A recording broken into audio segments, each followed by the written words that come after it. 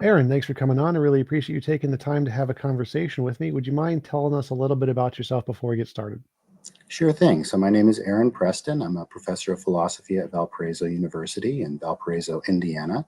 I did my PhD at the University of Southern California back in the late 90s, early 2000s, under the supervision of Dallas Willard. Awesome. And today we're going to talk about moral knowledge. Give you a little background on your work in moral knowledge and your position regarding the disappearance of moral knowledge.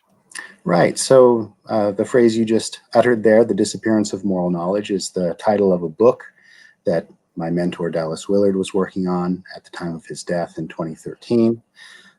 He handed this project off to me and a couple of my grad school friends who are also professors of philosophy to finish for him. And we did finish that book. It was published in 2018. And the thesis of that book is essentially that in the 20th century, we saw, we in the West broadly and in America specifically, saw a phenomenon that Dallas calls the disappearance of moral knowledge. And that is a shift from a position where the major institutions of our culture, things like law, government, education, the professions, and so on, were operating on a basis of at least presumed moral knowledge, a shift from that position to a position where we are no longer operating on a presumed basis of moral knowledge. And part of the story there is that we've sort of lost faith in the possibility of moral knowledge. And the book then traces philosophy's contribution, or at least analytic philosophy's contribution to the disappearance of this moral knowledge. But it's not just a philosophical phenomenon, it's a cultural phenomenon. Could you explain more about that? Because most of the people I talk to claim to be, I forget what the term is, the term where you're like on a moral high horse. Oh, okay. Yeah. So everyone thinks they have great moral knowledge and no one else does except their individual self. Yeah. Well, that's, I'm not sure exactly who you talk to and what position they're taking, but making assertions of moral knowledge is one thing, but actually operating as if you were in possession of moral knowledge is another. One of the things that when we make a claim to knowledge, one of the things that occurs there is we subject ourselves to standards of rational scrutiny. And so a person who's overly certain about their supposed moral knowledge probably is not really operating within the realm of knowledge itself. They're operating somewhere in the domain of faith or dogmatism. And so I would want to distance the idea of moral knowledge from over-assurance. Knowledge involves the idea of a rationally based assurance, but there's also then the idea that, well, your basis could be faulty or inadequate, and you need to be open to new evidence and so on and so forth. So entering into a rational dialogue about your views about what constitutes moral knowledge is part of what you subject yourself to when you make a claim to moral knowledge. Being on a moral high horse is not usually a good thing. In fact, some people might say that's contrary to actual moral knowledge. So you take certain folks that many are inclined to regard as moral exemplars, Martin Luther King Jr., Gandhi, et cetera, right? And these folks are not folks that we would think of as being on a moral high horse exactly, although they do occupy a kind of elevated position in our minds and occupied a place of authority in their day to speak to moral matters. But they were open to discussion and correction and so on. And so that's the sort of thing that I'm talking about when I talk about moral knowledge, not being on a moral high horse. So could you give me an example of how that's been lost over time? What do you mean when you say that institutions have lost that? Yeah, so one of the interesting phenomena that occurred, well, maybe it would be useful if we go back a bit and trace some of the major moves that led to the disappearance of moral knowledge.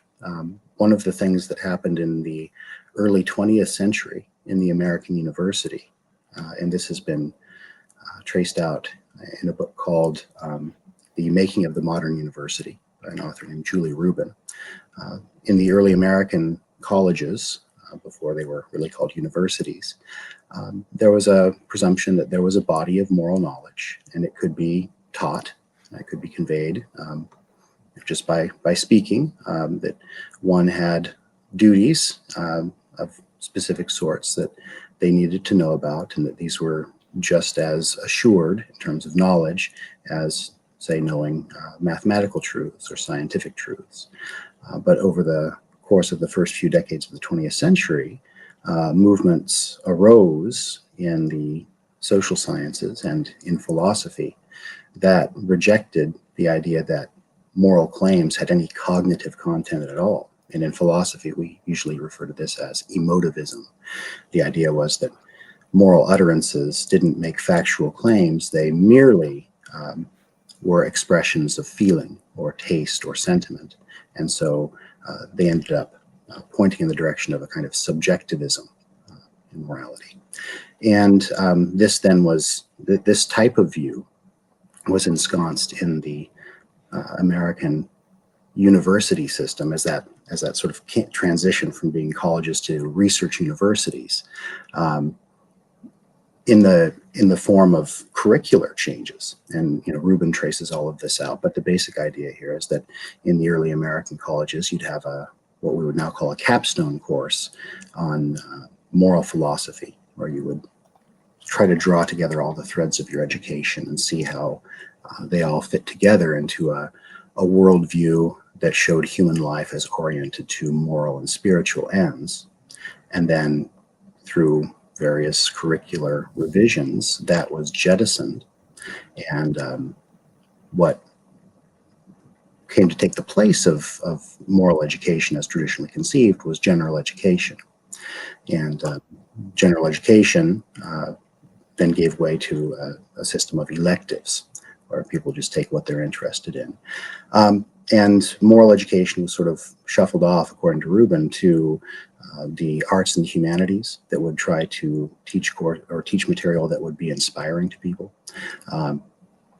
and on an emotional level, and then also to sort of co-curricular activities like intramural sports. The idea was, this would be a kind of character building exercise to participate in intramural sports. So you go from a cognitively oriented field where you could actually teach content to courses that were more focused on emotional inspiration, or, if we want to take a cynical view, manipulation, and then participation in group activities like sport as a kind of moral formation. And then sort of on the tail end of this, you have the influx of continental or postmodern thought in the universities. And this created the situation that Harold Bloom wrote about in the 80s, in The Closing of the American Mind, where a certain kind of relativism came to dominate people's thinking about morality. And that has given way in our age to a kind of moral high horseism, to use your earlier phrase, where without paying any attention to the rational basis of these beliefs, people have come to insist upon their own moral views as if they were matters of knowledge. And I think you see this occurring, for example, in the phenomenon of wokeism. People are very, very convinced that they have true views about what constitutes justice and injustice, and true views about how to right historical wrongs and so forth. And they are asserting this vehemently, but it's tearing our culture apart. So historically speaking, that's the sort of thing that I have in mind when I speak of the disappearance of moral knowledge. And is this presumably a bad thing? Because if the way we used to teach morality in the past was based off of pseudoscience, kind of like homeopathy or something, and then things that we used to taught once we discovered were baseless, we then get jettisoned from the classroom, seems to make sense that we would do that. And so if the way we used to teach moral knowledge was not grounded in any kind of solid philosophical basis, then it makes sense that we would get rid of it. It does, but that's not actually how this transition occurred. All right. So what happened is that there's a longstanding, I suppose you might say, debate within the sciences about the status of what we sometimes call soft sciences, human sciences, right? So on the one hand, you have these sort of model sciences like physics and chemistry. And then on the other hand, you've got psychology, sociology, and so on. And things seem to be a bit squishier in those areas. And one of the things that happened in the 1910s, 20s, and 30s was the social sciences really wanted to try to emulate the hard sciences and achieve for themselves some of the acclaim and prestige that went along with being a hard science. And so this is where you see the social scientists insisting on what came to be known as the fact-value distinction. I don't know if that's a familiar notion, but this idea that, well, there are facts, and the domain of fact is circumscribed by what's empirically, confirmable, let's say, empirically observable. And then you've got values, which have nothing to do with fact. They're just based in feeling. It turns out that's not really a sustainable view. It's very difficult to find an adequate rational basis for that view. That turned out to be just a sort of excuse for stepping away from teaching about issues that were not as cut and dried as what you find in physics and in chemistry, but still, ostensibly, are domains of fact. Things are harder to get hold of there, perhaps, and it's more difficult to figure out what the truth actually is. But it's not like these are fact-free domains. The idea that they were fact-free, it simply turned out to be false. And the idea that the moral domain was somehow not being approached in a way that was rationally responsible was only partially true. I mean, certainly various dogmatisms had hold in people's minds there, and that influenced the way that morality was taught in the early American colleges. But that did not entail that there were not also rational bases for at least some of the things that people believed to be true about morality. And instead of a careful separating of the wheat from the chaff, you had a sort of wholesale abandonment of the idea of moral fact and moral knowledge. So I would argue that it does not fit the pattern you described, where we found out that something was purely a matter of pseudoscience and so was rejected. Well, we had a question from the audience from KCA Randy. When did this change begin? Well, I mean, you can trace it back. You can trace the historical lines of influence in the realm of ideas, at least, fairly far back in time, to, at the very least, the end of the late medieval period and the beginning of the modern period, at least the way we divide time up in philosophy. So, say 1400s, 1500s, the rise of late medieval nominalism, and then the advent of empiricism as a form of thinking within philosophy. But a more proximate sort of target would be the beginning of the 20th century. It was right there in the last decade or so of the 19th century and the first decade or so of the 20th that you really see people beginning to insist that anything that could be taught as knowledge had to meet the same kinds of cognitive standards that we see in the hard sciences, physics and chemistry. Turns out that's an inappropriate standard for many domains of human life.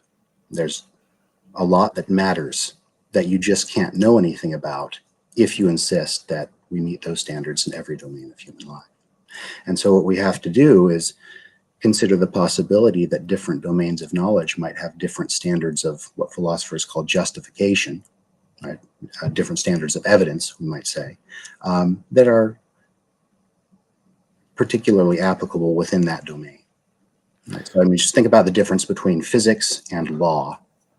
and the different standards of evidence that are acceptable in law that are less than, in terms of their evidentiary value, less than what you might have in running an experiment in physics. So my question initially would be I tend to agree that the hard science empirical method should be required if we're trying to say something is knowledge. And so I'm a moral realist, so I believe there is objective morality, but I don't think we have sufficient evidence to like really justify that position. We can't say like, oh, here's a test we can run that can demonstrate this model of morality is the correct one. And so it seems like we aren't capable of actually teaching a class on morality. If there is an objective morality out there, we haven't discovered it yet. We don't have access to it. And all the evidence seems to indicate that evolution is the primary drive of moral knowledge or moral beliefs of some kind. And so we don't really have anything to teach when it comes to morality in the coursework. It's all essentially just a subjective system we make up and tend to think is best. But there isn't really a way to ground moral knowledge.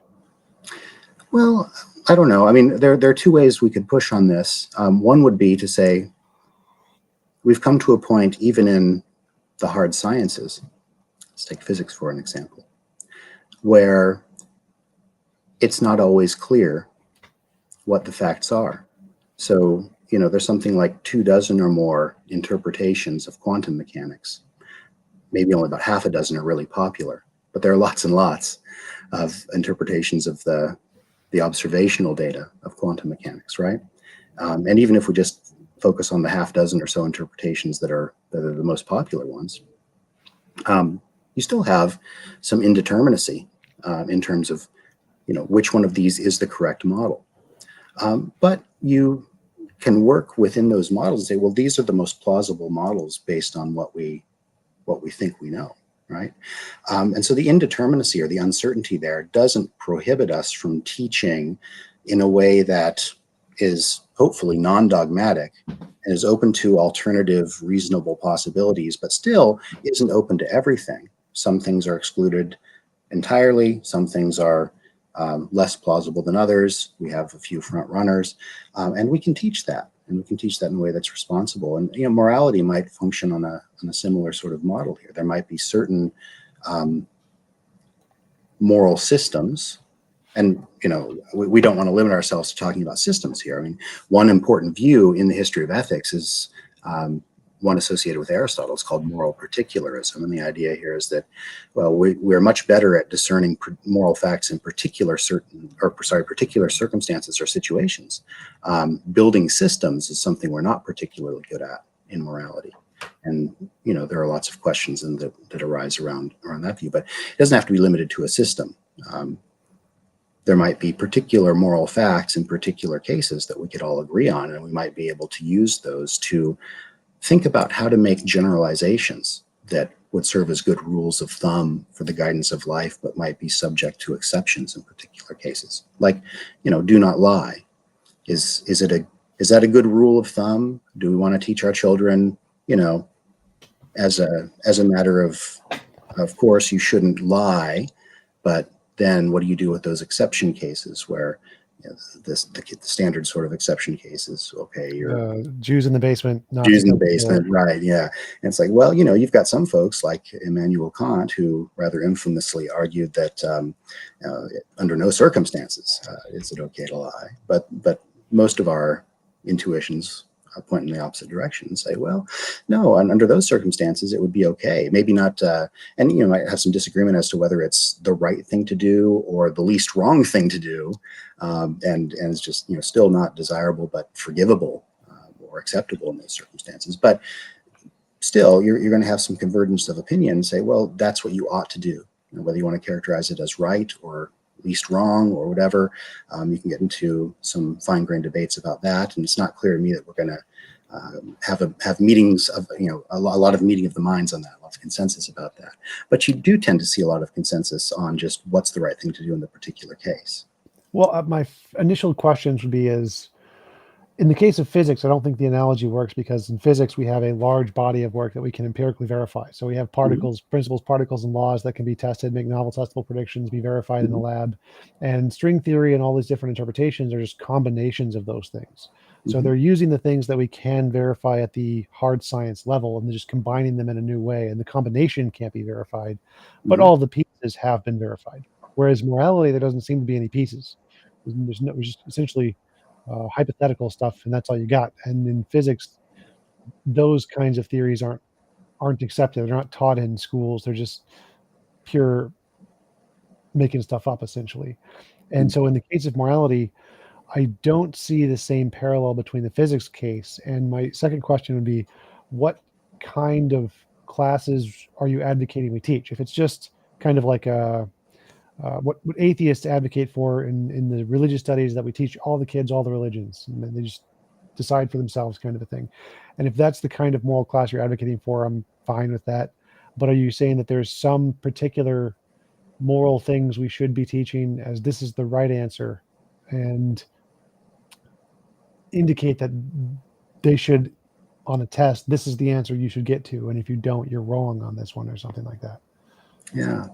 So, yeah, your first statement question had to do with the analogy with physics. I'm not quite sure what to do with that. I mean, I do see the analogy there. It seems to me that at a certain level, what you're operating with are human observations, right? I mean, so yes, you can generate observable data by running an experiment.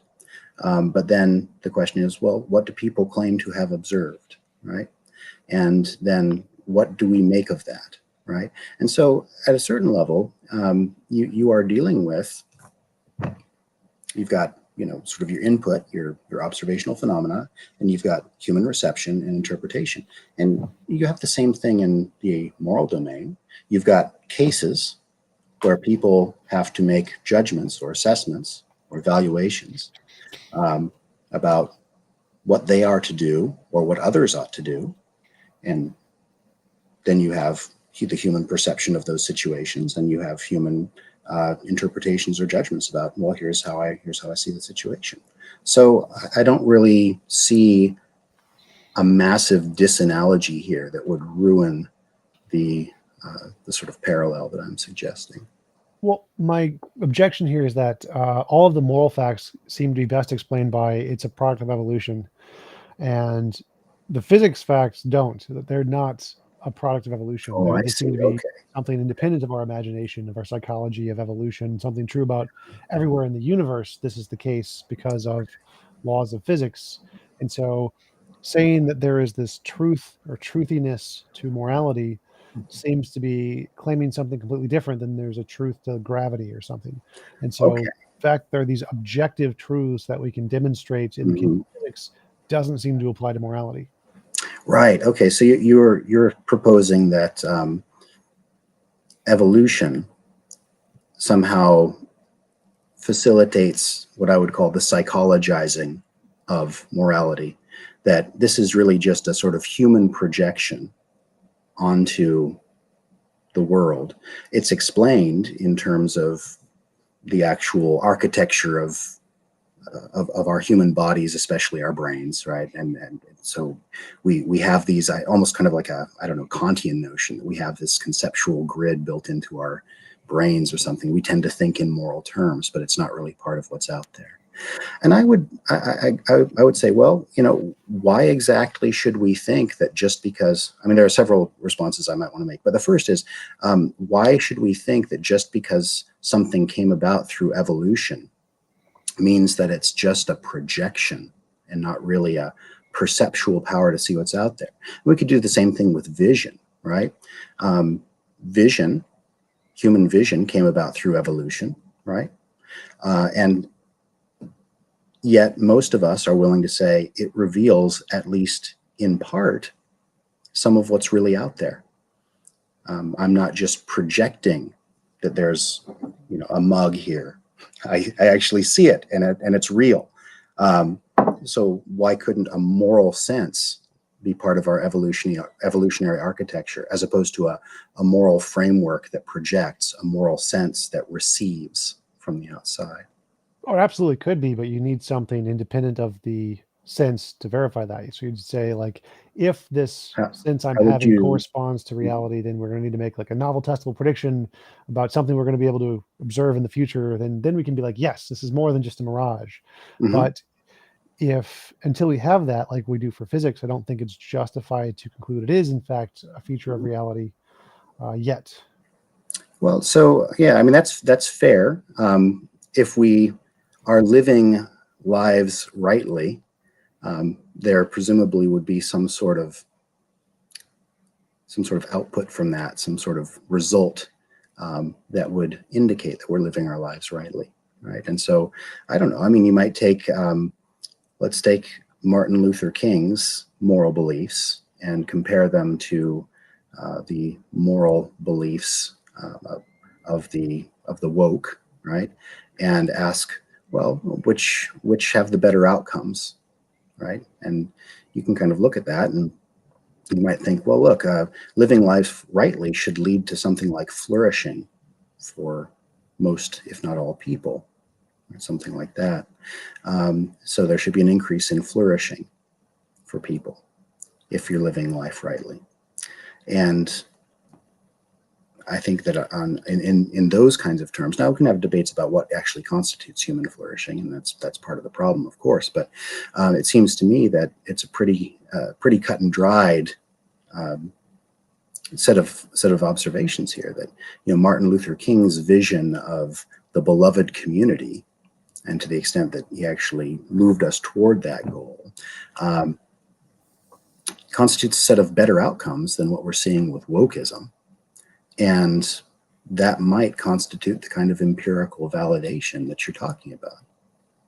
I But don't think so. Like because that leads to many counterintuitive problems. That's essentially just utilitarianism or consequentialism. Whatever works the best is the most moral, which I don't think applies. Like, for example, no, I wouldn't want to say it's consequentialist, right? So when we talk about flourishing, and this is a notion that comes out of a very ancient tradition, beginning with, say, Plato and Aristotle, right? This idea that the highest good for humans is the state of what they called eudaimonia, which is often nowadays translated flourishing or thriving. It used to be translated happiness until we put a subjective spin on that term. But flourishing or thriving. There are certain components of flourishing that are not just causal results, but that are constitutive of flourishing. Right. So we're looking not just at an outcome, but we're looking at a state of being. And it's the state of being considered in itself and not just as a consequence. I don't know what that means exactly. So, like, if I think of, for example, the Buddhist monk who gives up all his possessions and lives homeless and starves to death, Mm-hmm. I would say him as morally superior to the billionaire capitalist guru. But the billionaire capitalist guru is going to have a much better life or more flourishing on essentially most metrics you could possibly measure. Yeah. And so I don't.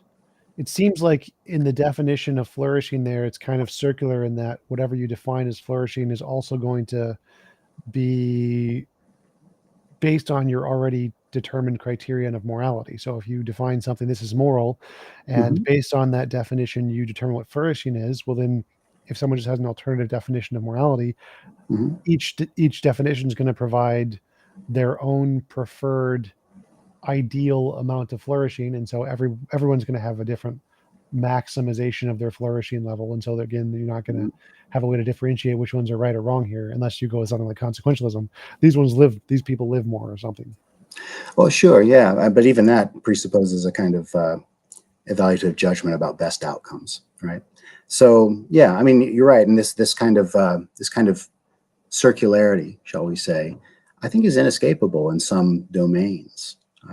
For example, epistemology also, right? I mean, if you propose a standard of justification in epistemology, right, a standard of evidence, well, then it would seem that your standard of evidence must meet itself in order to be rationally believed, right? And so, oftentimes in philosophy, we come to a point where we do find ourselves caught in the kind of circle, but not all circles are vicious circles.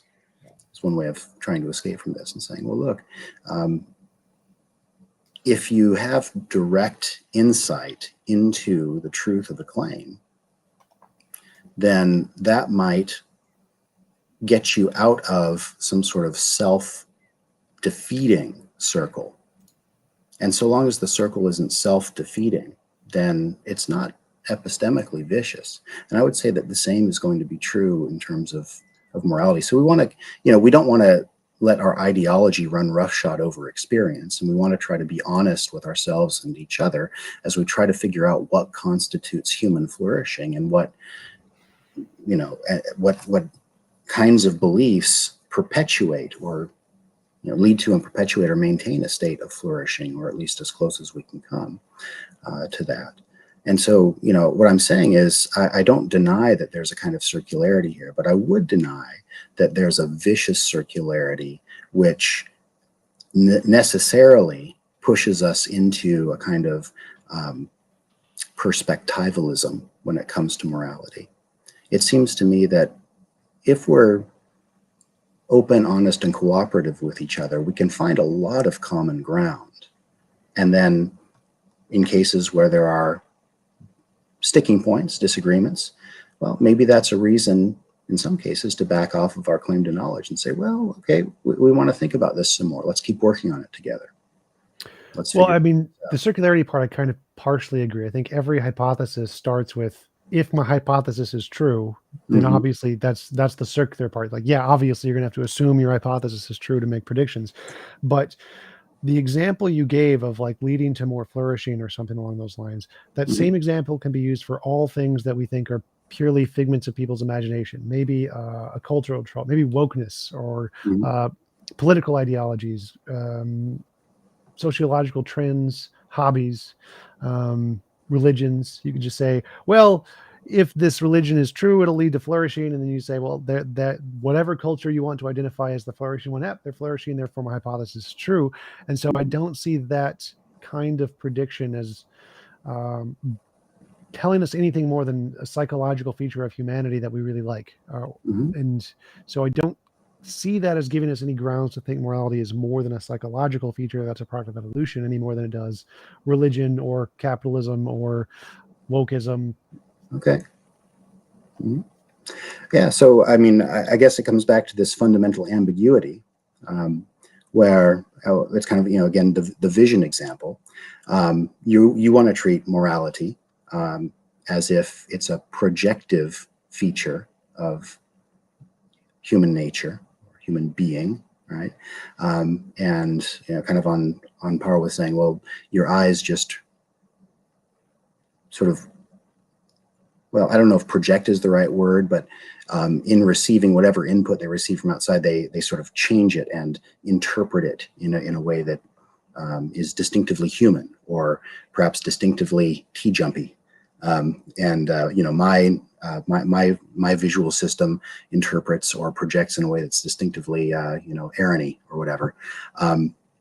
So you want to take that route, and I want to say, well, I'm not convinced. I think that we can think about both vision and morality in terms of a perceptual capacity to be aware of different kinds of facts. Visual facts in the one case, moral facts in another case. And it might be the case that our moral sense is less reliable than our visual sense. It might also be the case that the moral domain is simply a lot more difficult to wrangle with and a lot more subtle to work through in terms of figuring out what the facts are that we're perceiving. But that does not entail that it's just a sort of subjective projective sensibility that we have. Well, sure. It wouldn't prove that that's the case, but if all of the epistemic grounds we have to justify morality also work for all of the other things we accept are purely psychological, political systems, economic systems, methodologies, whatever, wokeism, then it seems like it's rational to conclude it is just psychological until some greater means of evidence is provided to say it's above these other things that we think are pretty What would you psychological. do with this? And this is a familiar problem. It's not anything new. But for those who try to take this kind of line, the idea that you can't really explain genuine normativity on the kind of descriptive basis that you're proposing, right? So this goes back to, I don't know, at least John Stuart Mill and others. This idea that, well, look, we can just give a sort of scientific description of where all this comes from, and well, but you're not actually getting prescriptivity into this. Science describes, it doesn't prescribe. Science doesn't find genuine oughts, it finds ises. And you want to say, well, the sense of ought is just some sort of weird non-truth tracking dimension of human psychology that nature has, for some, or I can't say for some reason, that nature has somehow built into us. And I want to say, well, why presume that? And how do you make sense of the idea of normativity in any case? Because if you can't account for normativity, then it seems to me that you're really just saying morality is an illusion. Like, even if you want to say, well, morality is somehow grounded in our evolutionary history, well, what's being grounded is a kind of illusory form of perception or sensibility. And, that's kind of I think, a recipe for disaster, personally and socially. Well, even if that was the case, it wouldn't mean it wasn't true. So if it's a recipe for disaster, it could still be true. The consequences of it wouldn't make a difference. Well, But that's fair. your question about normativity, I think the oughtness is something we add. I don't think oughtness is entailed in morality at all. So I like to ask a question: Is something moral because we ought to do it, or ought we do it because it's moral? Oh, we ought to do it because it's moral. Right. I agree 100% there. And that's the Euthyphro dilemma. And the first horn of the dilemma, is something moral because we ought to do it, is essentially saying there is some category of morality and it's filled with a bunch of properties, and oughtness is one of the properties that is entailed in morality, which I think is false. I don't think that makes any sense. And the second one is we ought to do something because it's moral, means that the oughtness property is outside of the bubble of moral properties. So once we know whatever the moral properties are, we then apply this oughtness thing to those, but it's not actually intrinsic in any of the what's required for morality. So I think most of the people, except one professor, has answered that differently and said they're the same. But I tend to agree that we ought to do something because it's moral, which then means that oughtness isn't entailed in morality. I want to finesse that a little bit, because the Euthyphro dilemma, as it actually occurs in the Euthyphro, isn't quite like that, right? It's is in this case the holy or the pious, is the holy holy because the gods love it, or do the gods love it because? So you're correlating a subjective attitude, right, with some sort of objective, presumably objective property. And I would say that being moral and being obligatory, I would say that obligation is part of the moral domain. It's not the whole of the moral domain. I mean, you've got the good, which I would take to be the primary sort of designation for the moral domain. And then you've got this narrower category of the obligatory, the ought. And it seems to me that oughts come into play when there's one unique good that stands out as being the uniquely choice-worthy good in a particular context. That's when you run into obligation. So I don't think this is the Euthyphro dilemma at all. Right? Well, the point of the dilemma is just to say which is the more primary noun in the sentence. And so the Euthyphro dilemma is just saying here's noun X and here's noun Y. Is noun X more important or noun Y more important? And so the question is something moral because you ought to do it? And if that's what you just said seems to imply that would be the truth, the correct horn. It's moral because you ought to do it. Oughtness is somehow in one of the required properties for something to be moral. Obviously, it's not all of them, but it's one of them. And I tend to think the second case, we ought to do something because it's moral, tends to agree with my intuitions and most people's intuitions more, which seems to indicate that the oughtness really isn't entailed in the morality at all. It's something we just add on. Yeah, I just don't see it that way. I almost want to say that there's a problem in the way you're framing the issue. And here's how I think of it. Think about what major you might want to choose in college, or what career you might want to pursue, right? Not philosophy. Not philosophy. Well, that's fair, right? But I think we'd all agree that there are lots of potential majors and lots of potential careers that, for any given person, at least in the usual case, it would be perfectly moral for them to choose any one of them, right? So it's equally moral for me to have chosen to study philosophy or theology or classics or mathematics, right? These are equally good. Well, I'd say they're amoral. I don't know why they would be moral. Well, so my view is that knowledge, as a rule, so there may be some exceptions to this, but knowledge as a rule is certainly the stuff that we study in the university or study in our education system, historically considered, has been oriented toward the good. Why do we study mathematics? Well, because it's, first of all, good for us to know, but then it's also useful. And so it's good in itself, but it's also good for the sake of other things. So I do think that there is a linkage between knowledge and value. And in deciding what knowledge you want to devote yourself to acquiring, you are making a moral decision. Similarly, if you don't like knowledge, we can talk about, eating, vegetarianism versus eating meat, right? I mean, there is a moral question there. And no matter what side you come down on, it would be difficult to deny that there is a moral question there. All right, so here you've got living organisms, and some people want to say that it's morally okay to kill and eat them, and other people want to say it's not morally okay to kill and eat them. But it's a moral issue, regardless of what side you come down on. So let's just say that you are convinced that it's okay to eat meat.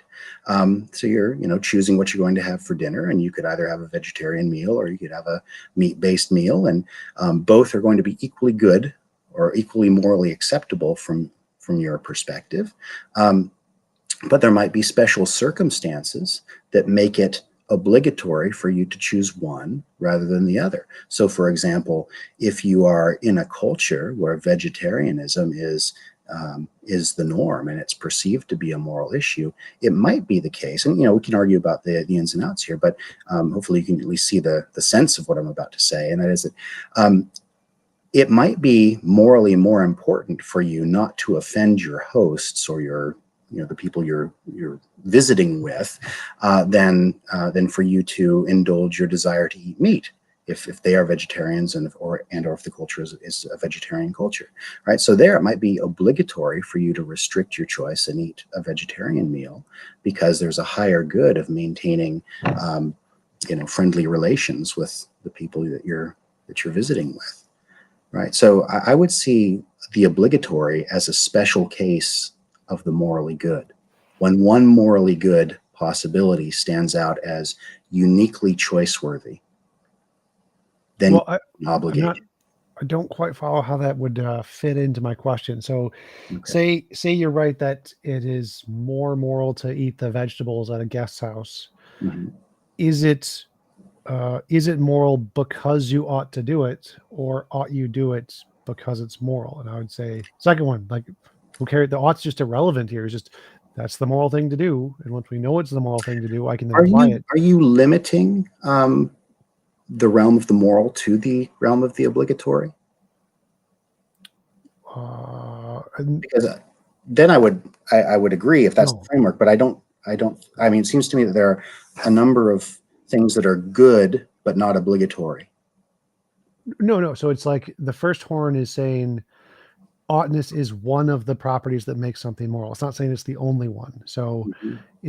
is oughtness any one of the properties that makes something moral, or is something being moral what makes us ought to do it. And so the question is And is this oughtness is one of the where properties? I think you and I have a fundamental difference of opinion about what constitutes the Euthyphro dilemma. And as I said earlier, something about the way you're setting this up seems to me to be sort of ill-conceived. I think the question is being wrongly put. Again, all I can say here, I mean, if you're interpreting the, is it this or is it this because of that or that because of this?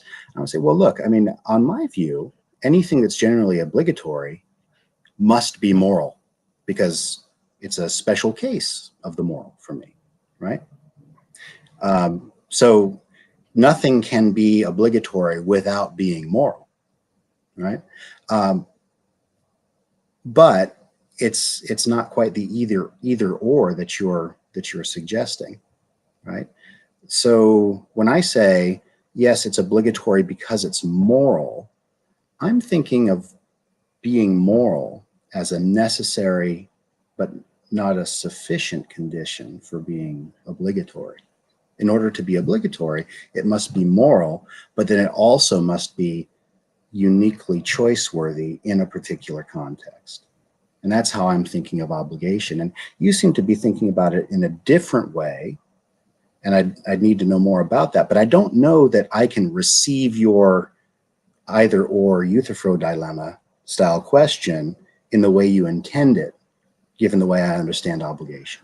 Well, so I can grant that. I can say that this question only applies to the cases of morality in which they're obligatory. So if there are other cases of morality that are non-obligatory, the question is not in respect to those whatsoever. It's irrelevant to those. So this is only in the cases where there is an obligation. Is that moral thing, is it moral because it entails this obligation? Or do we have this obligation because we know it's moral? We know it's moral first, and then we say, okay, well, now I know it's moral, we apply an obligation. Or is it moral because it entails the obligation? Yeah. Okay, so let me try this on. I'm not trying to play games here. I'm just trying to fit myself into your framework as best I can. All right. So it seems to me like I can affirm either horn of the dilemma, so long as I can add some qualifications, right? And so I can say, well, it's obligatory because it's moral, in the sense that, well, it's being moral is a necessary condition of its being obligatory, but it requires more. It has to be moral, but uniquely choice-worthy in that particular setting. Well, can I also affirm the other horn of the dilemma and say that it's moral because it's obligatory? Well, in a sense, I mean, there's a sense in which if you don't do what's obligatory, then you are doing something that is immoral, right? So there's a sense in which, okay, in that particular context, it's the only moral thing you could do, and everything else would be in a certain sort of way immoral.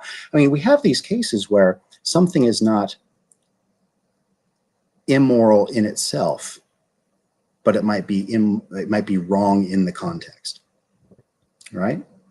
So again, like eating meat, right?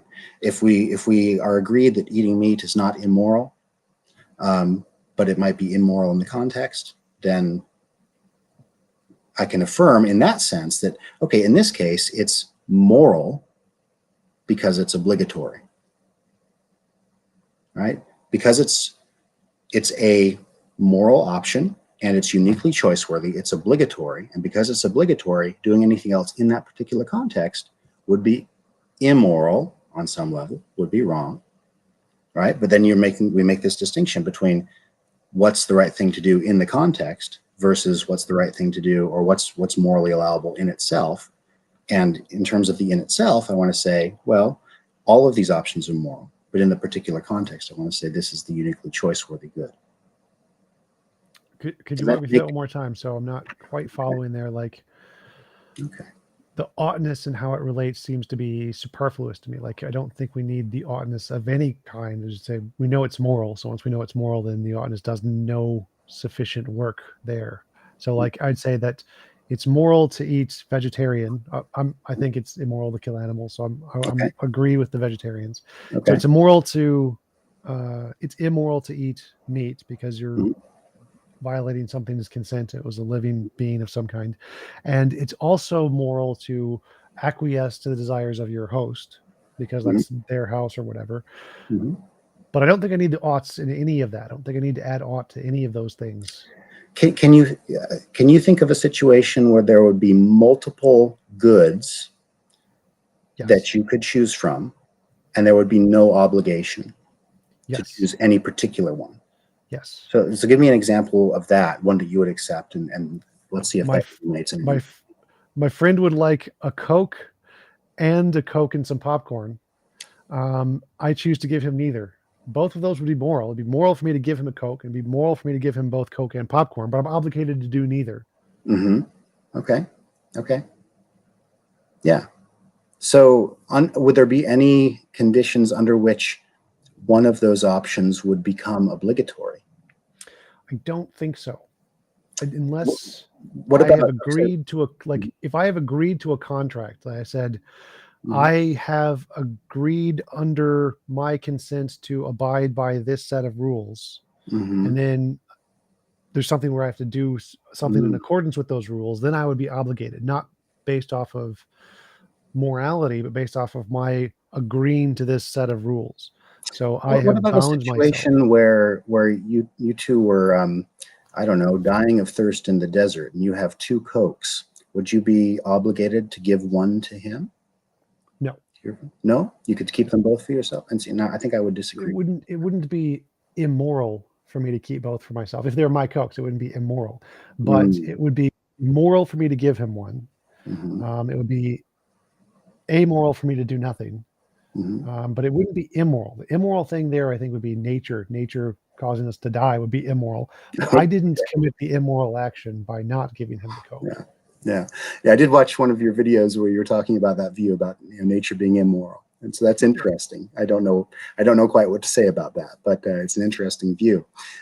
Yeah, and so I don't know. Here we have a fundamental disagreement. I think my sense is that the facts of the situation arrange themselves there, where I really ought to share what I have, um, and if I don't, that's a moral failing on my part. But you disagree, and so we could talk about that and try to figure out why we disagree, and maybe that would be illuminating, and maybe it wouldn't. I'm not sure. Yeah, yeah. For me, it just doesn't. The words don't make sense to me when you say you're obligated or you should give the Coke to someone. That Hmm. doesn't like make sense in my mind what that means. Okay. Okay. Whereas it makes sense for me that there's an immoral action there. I think that any violation of consent is immoral. So us dying of thirst is immoral. Hmm. But obviously, I didn't cause that. You didn't cause that. Something caused that, and it was nature. So the Hmm. immoral action took place. Nature did it. And now the question is what would it mean for me to be obligated to share my Coke with you, essentially? And I can't make sense of that in the context of ought. Now, it's moral for me to share my Coke with you, absolutely. You have a desire for Coke.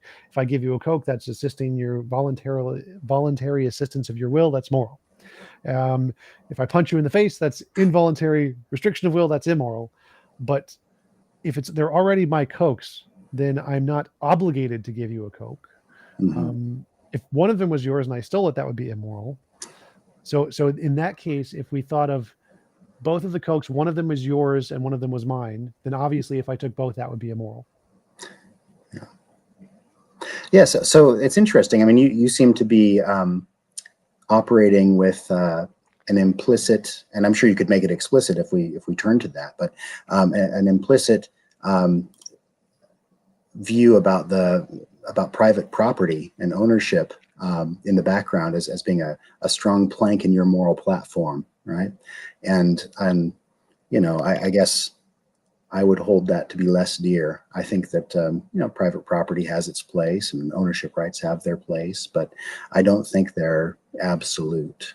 And I think that again, it depends on the particulars of the situation, but it seems to me that those are far from absolute, and that in certain cases it is incumbent morally upon people to share what they have with others. So the reason I wouldn't agree with that is because if we think about hypothetically the best way the world could be, the most perfect, morally perfect world. Hmm. In that world, you'd never be obligated to give away a Coke because Hmm. everyone could just snap their fingers and get a Coke. You get Hmm. it whatever you need by fiat. And so that doesn't seem to be a core tenet of morality. It seems to be a pragmatic thing that because we have limited resources, we apply this extra set of obligations there. Hmm. But if those limited resources things were gone, then this Hmm. wouldn't be a relevant concern for morality. It's only the only reason that this is a relevant concern is because of our subjective limitations given this context. And so Hmm. I don't think it's relevant to what objectively morality actually is. I think Hmm. it's purely a contingent, subjective moral sentiment that we apply because of our pragmatic limitations. So that's interesting. I would agree with a lot of what you said there, but I wouldn't want to take it in the direction of subjectivism. I'd want to say this moral obligation is contingent. It's not necessary. It's not, true in all possible worlds, that kind of thing. It's contingent upon the particular circumstances of the case. But in those circumstances, it is true and just as valid as, well, let's just, take the idea that water boils at 100 degrees centigrade, right? Is that an absolute?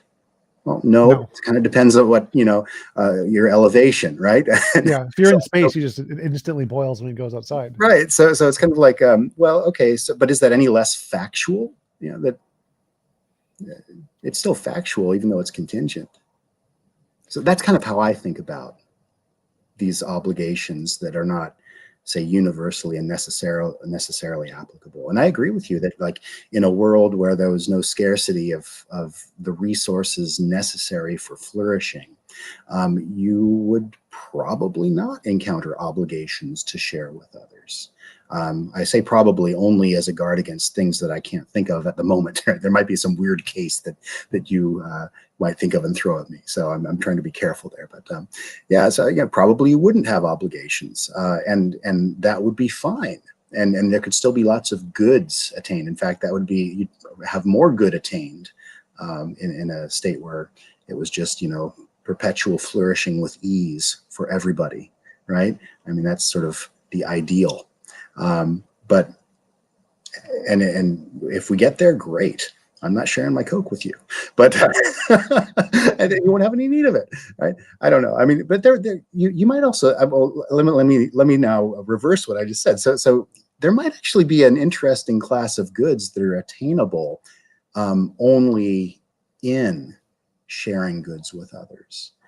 This kind of gets away from obligation, though, so we don't need to take the conversation in that direction. But that's all. Yeah, I would actually agree with you there, but I'd say that that's in a world with infinite resources, that's possible because you can limit your own resources by consent. So you can deliberately turn up the difficulty on a video game, or you could just turn on God mode and you're invincible. And so you can artificially limit your resources, and then people can still give you the resources, and so that would still be possible. But to me, I see a conflict between the morality of giving someone a Coke and having some obligation that you're supposed to give someone a Coke. That seems immoral to me. It seems like immoral that you are obligated to give someone your Coke against your consent. So that seems like a kind of forcing. Let's eliminate the against your consent sort of thing. I mean, so I would say that when you're faced with a situation like this, and here I'm thinking, you said the language poses a problem for you earlier, the terminology. And I don't know how much weight to put on the way you phrased that, but I think less in terms of language and more in terms of phenomenology, more in terms of the experience, right? What am I experiencing in this situation? If you and I were wandering through the desert and I had 2 Cokes and you had none, and we were both getting to the point where we're extremely thirsty and, perhaps even beyond thirsty, we're really, physically suffering now from dehydration, I would feel not, and even without you saying anything or, laying a guilt trip on me or anything, I would feel something that was, I don't know how to put this other than in sort of metaphorical terms, saying to me, share your Coke with TJump. This would be and I would interpret that as an internal perception of an external reality that there has arisen a demand in the situation itself. It does not derive from you or from me or from any person making a demand. The situation makes the demand on me. And it's not going to coerce me. I can reject it, but that would constitute a violation of my obligation to you under those circumstances, and I would have to live with that. So, take coercion out of the picture. I think there are still obligations that constitute moral facts, even contingent moral facts in particular situations. Well, in the case of you having that feeling, that would not pose a conflict for me because you're the one who has the feeling and you would be the one acquiescing to that feeling. But let's say there's a psychopath that does not have that feeling. Now you're saying the obligation exists for that person too. Yes. And this is where I see a conflict, because I think their will to have both of their cokes is morally valuable, and something in the universe saying that they're not allowed to have those cokes, or they have to give up a coke, or otherwise they're under some punishment, whether it's just being labeled immoral or something, seems itself to be immoral. It seems like if there is some obligation that they must violate their will without consent, then that whatever is doing that must be immoral. Yeah. And here's where another place where we're going to disagree. Even though I find your view that nature is somehow immoral, or at least when it causes us to suffer and have problems and conflict with our will and so on, I find it intriguing. I don't. Yeah, exactly right. Shake my fist at the universe. Right. Yeah. No. But I have a hard time saying that that's immoral. And so, that won't be any surprise to you, because as you know, that's an unusual view that you hold. And I don't know that I'm prepared to attempt to refute it. I'm not sure I can, but I do see things differently. So I would exempt nature from the category of the moral in that regard. But that aside, it's very difficult when you're dealing with these situations because I want to affirm that human will has incredible moral value. And I do think that, part of the purpose of human life, and, here I'm going beyond a merely evolutionary view, of course, but part of the purpose of human life is for us to develop ourselves morally. And that can be in a positive or good direction, or it could also be in a negative direction. And there's something to be said about the value of free will. It's so valuable that it's not wrong to allow people to make themselves into moral monsters. Exactly. All right. Now, when they become moral monsters, there's a question about what we do with them, and then that sort of gets to your question about punishment and so on. So I want to affirm there's something right about what you said. I can't go all the way with you, but our disagreements may not be as thoroughgoing as one might imagine, from the fact that I'm going to say, no, it's okay. This person did do something wrong, and punishment is not necessarily wrong. There might be better things than punishment. There might, correction of some sort, and an opportunity for the person to make amends. That might be better than punishment, but some sort of response to the moral facts on the ground, including the fact that this person has made a wrong choice by failing to fulfill an obligation, or refusing, in this case, to fulfill an obligation. And you raised the case of the psychopath. I mean, you've got to think then hard about, well, does that somehow exempt the person from responsibility? Right? I mean, if they can't see their own obligations because nature has rendered them blind to their obligations, should they be held to the same standards? These are difficult questions. Yeah, my initial thought is like, when I said punishment, I'm specifically referring to the obligation itself. The obligation seems to be a punishment. So if you don't fulfill an obligation, you are punished by being labeled immoral. That seems to be a punishment. And that, in and of itself, I think, seems to be immoral. So if you are pursuing your own will, and if by doing that, without directly imposing on somebody else's will, Mhm. I don't think it's moral for reality to be able to label you as immoral or be able to say you violated some obligation that you had. To me, that in and of itself seems to be immoral. So making moral judgments is itself immoral, unless it's a positive judgment. Well, no, Is no. that, So, like, I'd say that there's some fact of the matter. Like, if you punch someone in the face, you are immoral because you violated their consent. But if Mhm. you haven't done anything to violate their consent, then I don't think you can be labeled immoral for inaction. Inaction would be amoral. Oh, okay, And okay. so, if nature labels you as immoral for inaction, that seems Mhm. to be immoral. It seems like you're doing something immoral there. By they just did nothing. You can't say they're immoral for doing nothing. They just did nothing. Mhm. Yeah, I guess I'm inclined to think. Well, obviously, I see the situation differently, and I'm inclined to think that you are maybe putting too high a value on human individual autonomy, free will. I mean, it has a great value. I've affirmed that, but in terms of a scale of values, I wouldn't say it's the highest. But you want to attach a much greater value than I do to human free will. I don't think it's always immoral to thwart human free will. Well, Would I you would also agree. apply this? Okay, okay. So you'd So, agree. like, So if someone's trying to kill someone else, sorting them is a moral action because you've saved the other person. okay. But like if I'm thinking of it, here's a random question for you. Do you think a morally perfect world, how does that compare to the perfect world? The morally perfect world to the perfect world. Do those sound like synonyms to you? They do sound like synonyms to me. So I don't know. Keep talking and tell me more about if you see a distinction there. Keep talking, I and do. I'll tell you So if I see a distinction too as you elaborate. yeah, so if a morally perfect world and you only apply moral agency to humans and human actions, then a morally perfect world wouldn't eliminate tornadoes, death, aging, any of that stuff. And Mhm. so a morally perfect world is significantly less perfect than a perfect world. Okay. But I tend to share the intuition that a morally perfect world is synonymous with a perfect world. But given your definition of morality, it seems like there's a quite a significant difference between the two.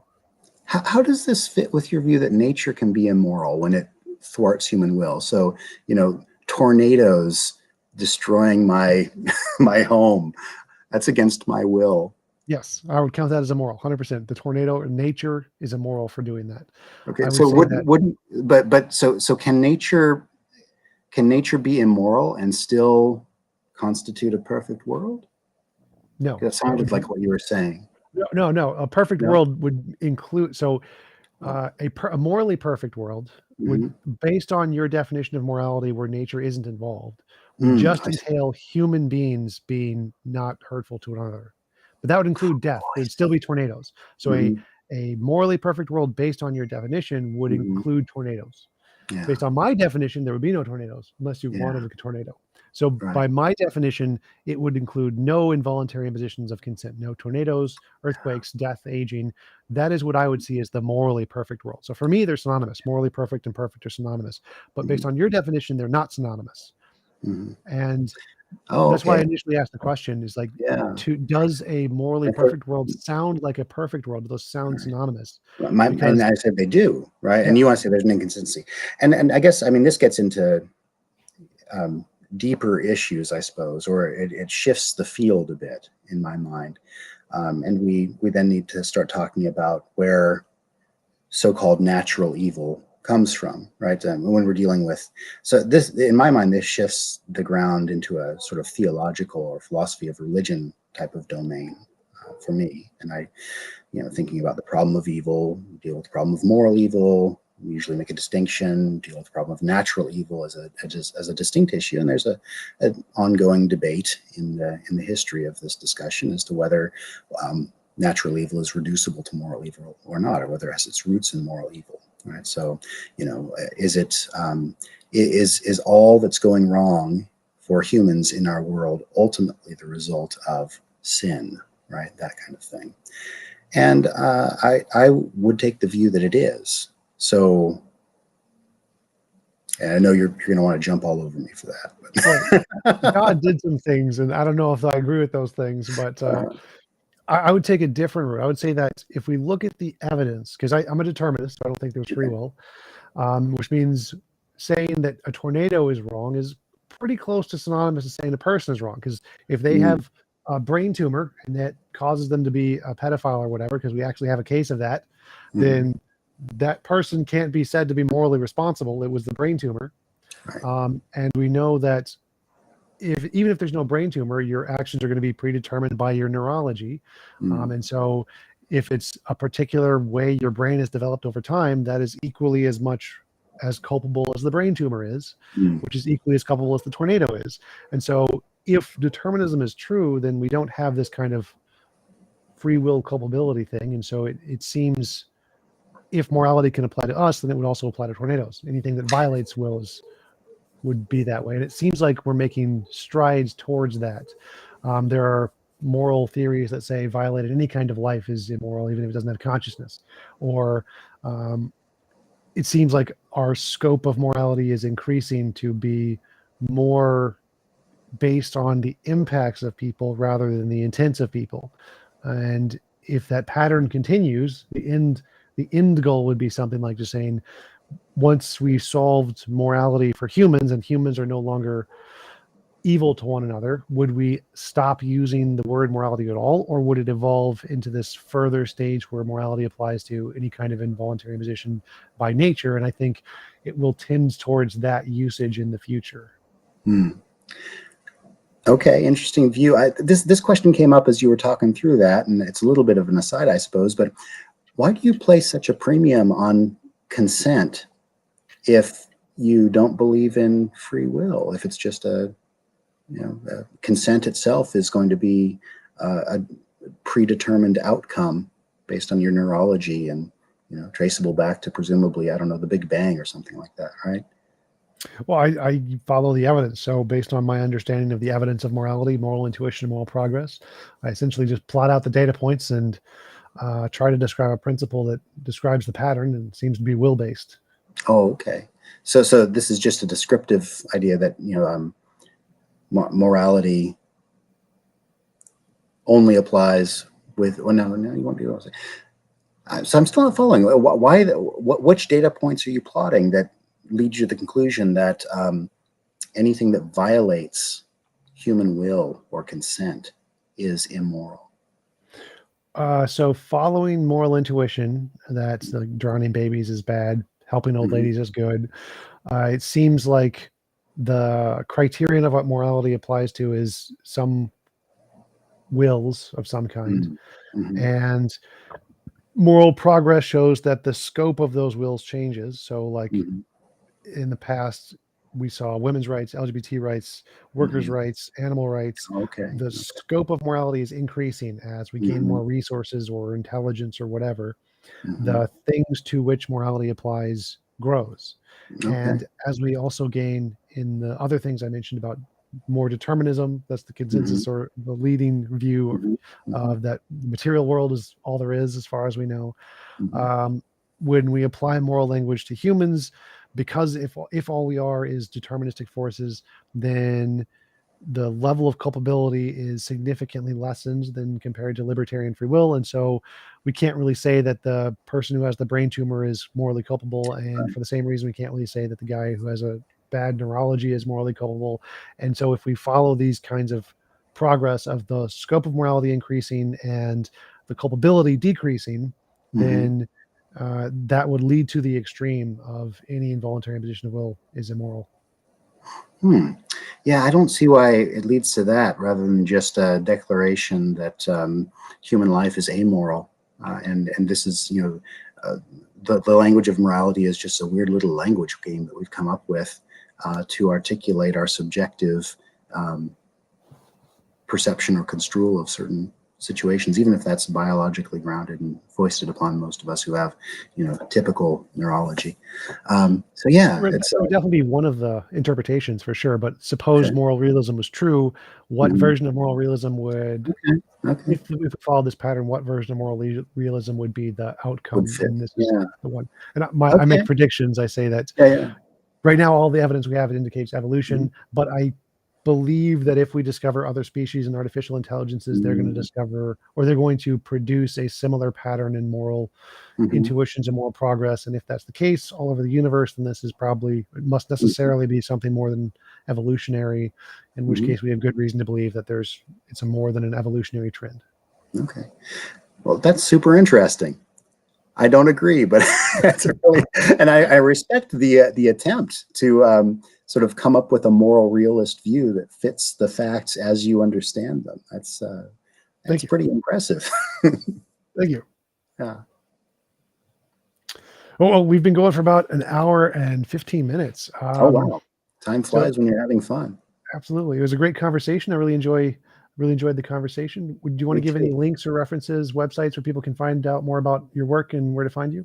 Well, I don't personally have a website, but you can find some of my work referenced online if you just Google my name and philosophy, I suppose. The book Disappearance of Moral Knowledge, if it's not one that I would recommend to folks who aren't academic philosophers, but I believe the first chapter, which is pretty accessible, is available as a preview from Routledge. If folks wanted to check that out, just Google the title and Routledge and it should come up. Awesome. Thanks again for coming on. I really appreciate it. And I hope Thanks you have for a wonderful having day. me. You too. Take care. See ya. Bye.